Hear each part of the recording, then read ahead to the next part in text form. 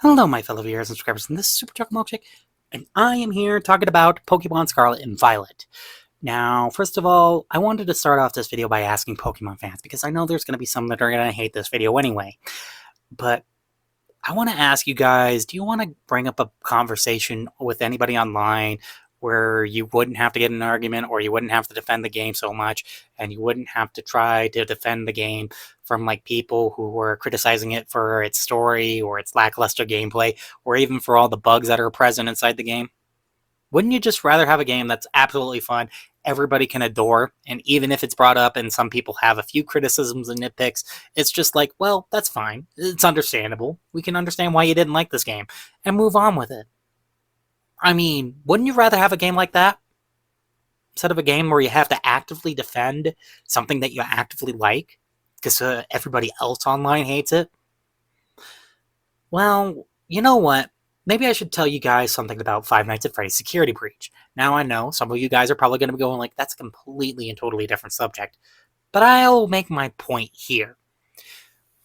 Five Nights at Freddy's Security Breach released in the same exact state that Pokemon Scarlet and Violet did. It was criticized for a lackluster story. It was criticized for gameplay that didn't work, didn't make much sense. The open world setting that they presented just didn't necessarily work for what they were trying to go for there. And it failed on all measures. In fact, it's actually labeled as one of the least scariest games in the entire Five Nights at Freddy's franchise. And it kind of put Steel Wool in a bit of a bad position about whether if they should be developing these games or not.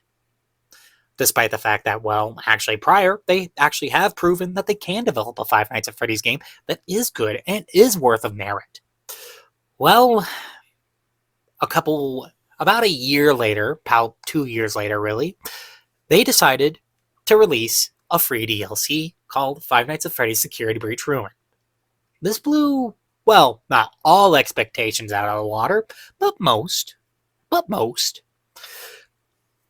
Most of the expectations that were blown out of the water was the fact that actually they listened to feedback. They listened to what the fans had to say. And honestly, the game improved. It was much better than the base version of Five Nights at Freddy's Security Breach, even though, granted, it wasn't great by all means, and I don't think it would be necessarily fantastic, but it was absolutely amazing.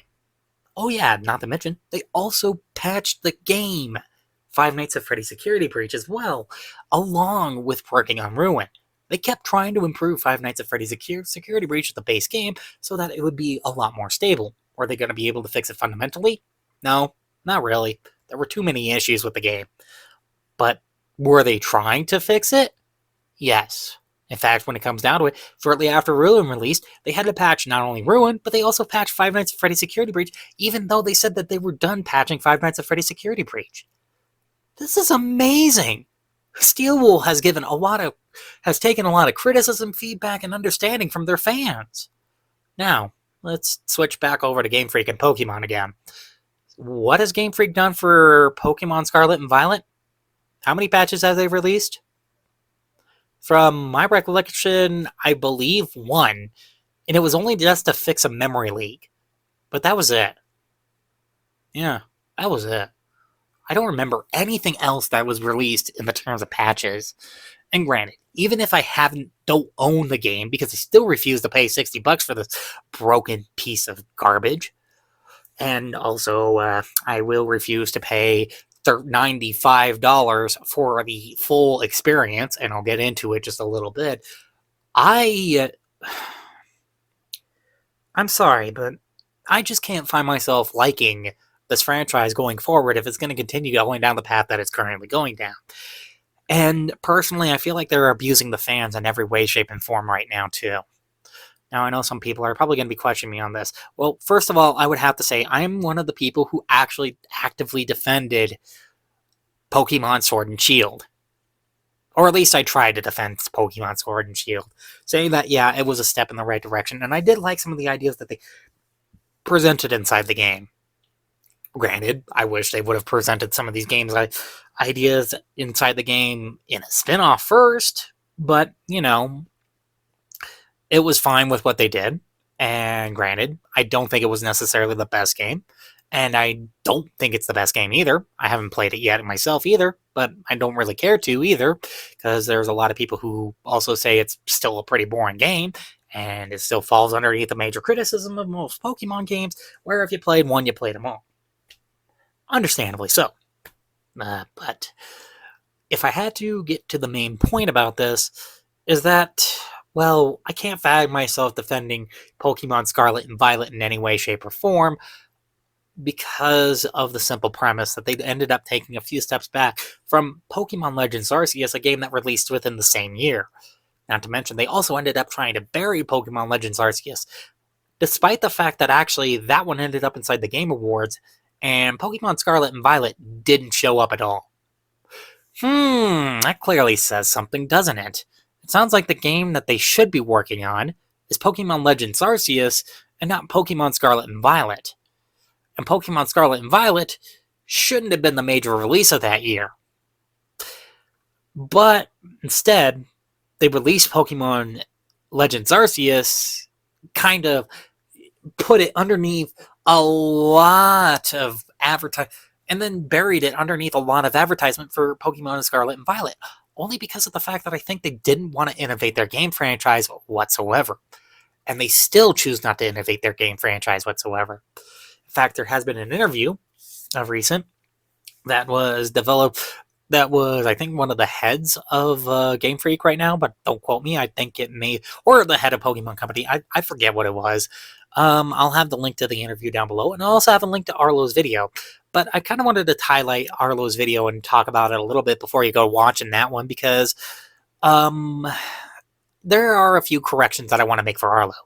Don't worry, I'm not going to hate him for making these mistakes. I'm not going to do anything, I'm not going to say anything bad about Arlo, and I love the guy, okay? I love the puppet, okay? And I mean, granted, he does a fantastic job voicing Ricky from from my friendly neighborhood, which, by the way, Arlo, yes, you can never hide from the shake. But if I wanted to point out a few things that Arlo has said that I want to make a course correction for, Arlo said something about pleasing the investors. Now, look, I know that's a problem that we've been staring down the barrel of for a lot of video game franchises, but for Pokemon, let's take a look back statistically and take note of why it wouldn't be necessarily a bad idea to just invest in Pokemon anyway, because, to tell you the truth, you're always going to end up making your money back anyway. Because, first of all, they make more money off of merch sales than anything else. Pokemon Scarlet and Violet sold 60 million units within the first day. And of course, if you did your calculations right, 6 times 6, that's 36. You also have to add another 0 onto that, so that would be $3,600 million. Of course, you got to take a little bit of expenses out because of the investments, and you also got to take a little bit of expenses out because of some of the team, and then you also got to take a little bit of expenses out because of the advertising. But even then, that's still quite a bit. Even then, that's still quite a bit of money, though. And with the added revenue from the merch, including the toys and the cards, also adding on the added revenue of the anime, even if that probably isn't as lucrative as the merch, they probably make somewhere within the trillions per year. In fact, when it comes down to it, if Pokemon were to enter into the technology sector and started making actual physical Pokédexes, they would probably make the money that I'm pretty sure Tim Cook dreams about on a daily basis. I mean, quite literally, they would be bigger than Apple. No joke. So, really, to say that Game Freak has no shortage of funds would be absolutely ridiculous. And the fact that if you wanted to be an investor into Pokemon, you probably more than likely make your money back within the first day that you invest, within the first thousands that you invest. Because, let's face it, I mean, they pretty much can thrive on their own. They don't really need investments. They don't need any stockbrokers in order to be lucrative. They make tons of moolah. And because of this, I'm pretty sure Game Freak could do whatever the frick they want with their games. They can hire a much bigger team and not have to worry about it. They could take quite literally 5 years, 6 years, 10 years of development on their games and release a final polished product that everybody can enjoy. So why don't they? Because they're more focused on getting out a deadline. Look, there is another video out there where basically somebody takes a look at a Japanese website, which by the way is paid.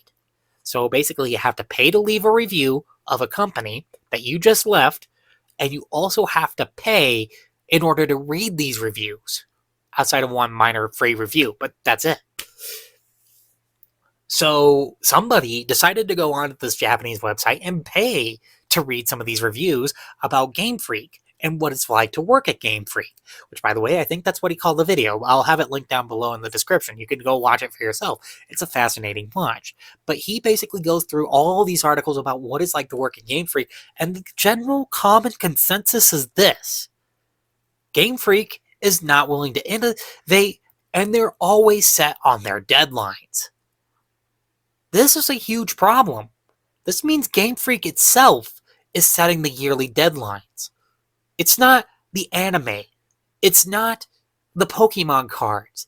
It's not the merchandise producers.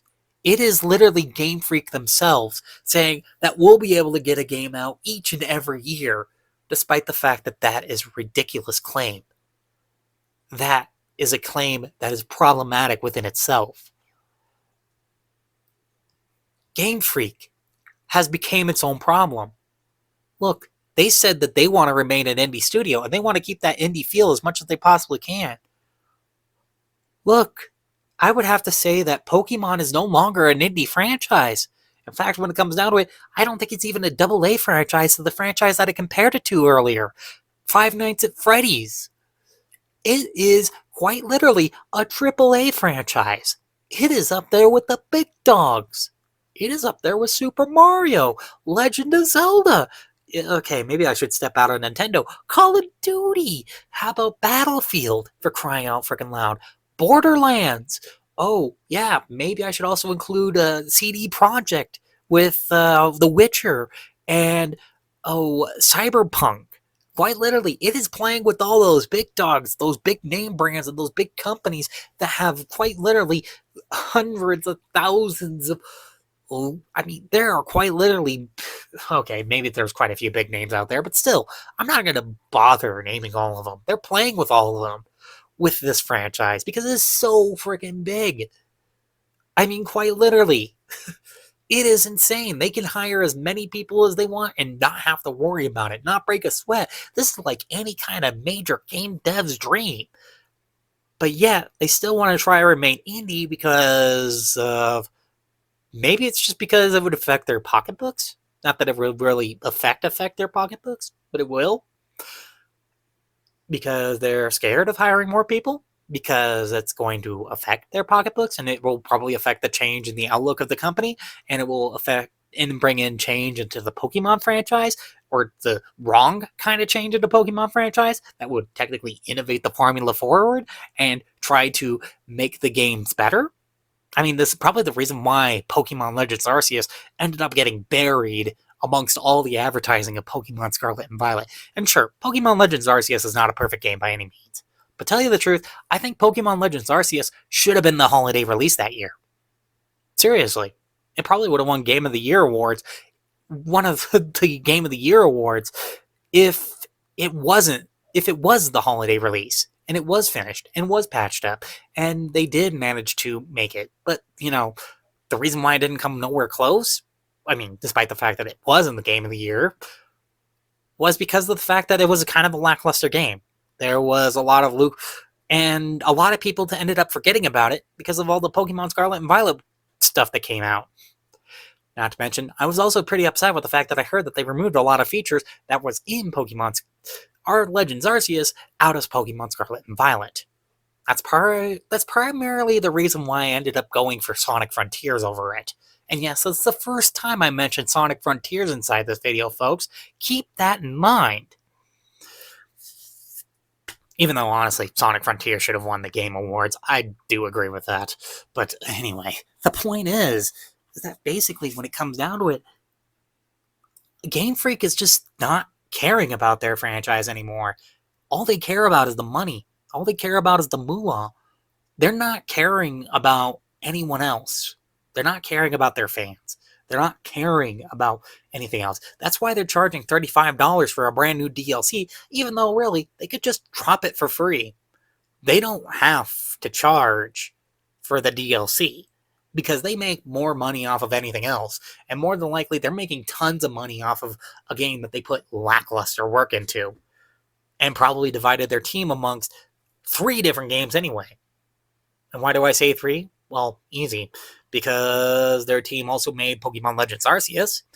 And then, of course, they also had to put in twice the effort because they had to make twice the game, even though really most of the effort was just copy and paste with some slight code changes and some slight tweaks because they wanted to make it different. Because, oh yeah, the only difference is that the legendary that you can get, the moves that the legendary has, and also some of the Pokemon that you encounter. Oh yeah, that, and you also get either your choice of hot waifu or handsome husbando. I mentioned this before. And of course, they decided to go with some bullet points on the storyboard because really, I mean, story? What's that? What the heck is a story? We never had a story in our game before. Why add it now? And the reason why they fear Pokemon Legends Arceus so freaking much is because they don't want to innovate. They choose not to innovate. And whenever they get close to innovation, they fear away from it. They stray away from it. They're scared of it. The reason why Pokemon Scarlet and Violet isn't an open world is because they're scared of trying to make it an open world. The reason why you can't go directly north, even though honestly in most open world maps, you can go directly north. And you could do whatever you want. Is because they're scared of players doing whatever they want. They're scared of having the Nuzlocke rule set. In fact, when it comes down to it, Cat and Krista, or, well, Cat and something? It was a podcast that was created by 2 ex-Nintendo employees who used to run the Nintendo... Oh, I forget what it was called again, but they used to run a certain podcast for Nintendo. Oh, I think it was Nintendo Minute, but I forget what it was called. I do constantly forget what it was called, but these 2 worked for Nintendo, and they wanted to do like a Nuzlocke run of Pokemon. Nintendo and Game Freak immediately freaked on them and told them no. The reason why is because they didn't want to ruin how the game was played for people. They didn't want the game being changed up because this is the way the game was meant to be played, meaning that they fear the Nuzlocke rule set. Look, I bet you Pokemon fans wouldn't complain, especially those people who do Nuzlocks, if you were able to do an official rule set with Nuzlocke rules. Like, if you were to play your Pokemon game Nuzlocke, not unofficially, not as rules implemented and enforced by yourself, but I mean officially. Like, rules that you could set within the game. I mean, who would complain about that? Not me. Not me at all. I would love the open freedom. In fact, I would love a little bit more open freedom with tweaking some of the rules of the game. And you know what? I wouldn't mind loving a little more open freedom with how I get to play the game and how I get to customize my character and how to do all these other things and how I get to see other Pokemon interact with each other and maybe even joining in battles and trying to pick a side in between like a grass type and a fire type who happen to cross on each other's turf. I mean, come on. That would be fun, wouldn't it? And maybe earning respect of Pokemon without having to throw the ball at them. That would be amazing. That would make you feel like you're actually playing the anime, wouldn't it? I mean, come on, guys. Stop and think about it. You're being restricted here. You are being overcharged for a product that basically barely guarantees any of that. That doesn't make you feel like Ash Ketchum from the anime. That makes you... actually kind of makes you feel kind of detached from that, really. I mean, don't get me wrong. I love the Pokemon franchise, and I do have quite a bit of fun with it. In fact, when it comes down to it, right now I'm actually kind of playing Pokemon Silver because it's actually kind of fun. I like it. It's a joy to play through. But when it comes down to Pokemon Scarlet and Violet, I look at it and I feel bored by it. I mean, I watch other people play it and it's like, this is kind of boring. The only reason why I watched Imported Cheese play it was because he was making jokes all the time, but that's because he was probably just not only trying to entertain his audience, but he was entertaining himself. Now it's sad when you have to look at a YouTuber who is playing the game and you say, yeah, he's just doing it just to entertain himself. Isn't that sad? I mean, couldn't you guys get much, much better? I mean, come on. Pokemon as a franchise as a whole right now could probably have enough money to pay AAA big time voice actors. I mean, even celebrity actors to just come in and play some characters too. Hey, look, people wouldn't be opposed of having Jack Black as a professor now, would they? I mean, I'd say that combination would work out really well, wouldn't it? So why wouldn't they? I mean, there's no excuse not to. They got the money. They got the income. They got the influence. I mean, all they need to do is bring Jack Black into a studio and let him voice. I mean, let him voice the characters. I mean, come on, why couldn't they do this? Again, I would have to say that again, Pokemon fans are being scammed here. And personally, this is part of the reason why I'm not deciding to buy Pokemon Scarlet or Violet, and I'm not buying the Indigo Mask or the Teal Mask either, because I'm not spending $95 for a game experience that not only have they refused to patch up, and of course, even if they're releasing a god tier patch when the Indigo Mask releases, fine, but that doesn't necessarily mean that it's going to save the game and going to redeem it and make it $95 all of a sudden. No, it ain't. The damage is already done.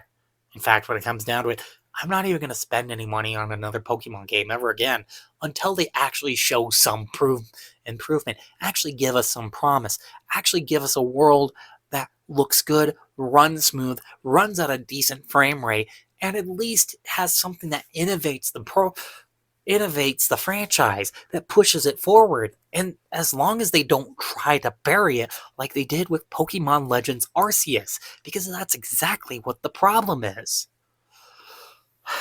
They're just fearing the innovation. So in this case, I'd say fear any future release of Pokemon until they actually fix this. Because that's the only way they're going to listen at this moment, is if we vote with our wallets. I know, some people are going to hate me for saying this. Some people are going to go and accuse me and saying, why would I accuse such a small company like Game Freak of this? Even though, granted, they're not a small company anymore, and we can't treat them like a small company anymore. We got to hold them to the same exact standards that some of these bigger AAA companies are, because even if they want to go out of their way to say they're indie, fine. But Pokemon isn't a small franchise. And if they want to work as like a small indie team, then they got to stay as a small indie team. If anything, they might as well just saw themselves off of the Pokemon franchise and give the development of any future Pokemon title to someone else. Probably someone else within Nintendo, because of course, it is a Nintendo franchise primarily. Monolith Soft wouldn't be too bad of a choice. You know what? I wouldn't mind next level games either. I mean, any of those companies would work. But again, this is something that Game Freak needs to decide. It's either they're going all in, making it a AAA franchise, and deciding to put in the time, effort, and polish that is needed to make an optimal game run really well on the Switch, and also give it the manpower as well. Or they just need to give Pokemon completely and totally up. Because at this point, they don't care. They're just making money. And that's all they view it as.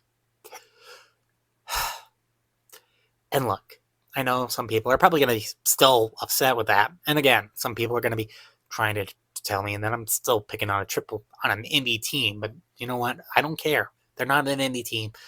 It's not an indie franchise. And you guys need to understand that. It's too big, it's too lucrative, and it's just way too popular to be considered an indie franchise anymore, which is the reason why I also say that Five Nights at Freddy's is not an indie franchise. In fact, if anything, I would say it's almost a double A franchise at this point. I wouldn't say triple A, of course, but because, I mean, there are a few minor blemishes here and there that keeps it from being triple A, but it's still a double A franchise, and it's getting its own movie. I mean, come on. What's wrong with that? But again, they really do need to show that this is a franchise that they need to put some care and effort into. That they actually need to put some time and spit and polish into it. That they need to innovate. Again, which again kind of goes to show that they're scared of innovating because they're scared of what that might bring. They're only looking in for what's lucrative. They designed Pokemon Scarlet and Violet to be open world only because they know it's probably what's going to make people money anyway. It's going to bring people in to make them that moolah. Because open world is the biggest hot topic right now. And they're going to be chasing that hot topic because it's it's the right thing to do. It's what makes us money, even though they're probably screwing themselves over in the franchise because they don't really have any clue of how to make an open world game, and they're not going to bring anybody in who knows how to make an open world game, and they don't really necessarily want to make an open world game within a span of every other year. It's just disgusting. So anyway, I rambled on long enough. What do you guys think? Let me know down in the comments down below. And hey, if you're new here, please be sure to hit that like button if you liked it, and then subscribe. And I'll see you all in the next video. I got more content coming soon. And yes, I haven't been necessarily uploading of recent, but I will be trying to get a little bit more active before the month of Scare start. I'll probably post up a few normal videos before the 23rd of September. So anyway, I'll see you all in the next video. This is Superchocolatemilkshake, signing off.